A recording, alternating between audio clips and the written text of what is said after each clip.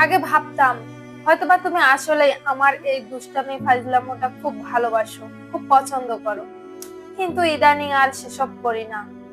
তাতে বোঝা গেল যে আসলেই তুমি বিরক্ত হতে, কিন্তু বলতে না। এটা কি তোমার ভালোবাসা ছিল?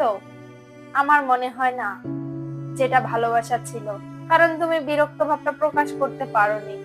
কিন্তু আমি রাগ করে যে জিনিসটা দেখতে পেলাম সেটাই হচ্ছে আমার জন্য সত্যি, যা কখনোই আশা করিনি।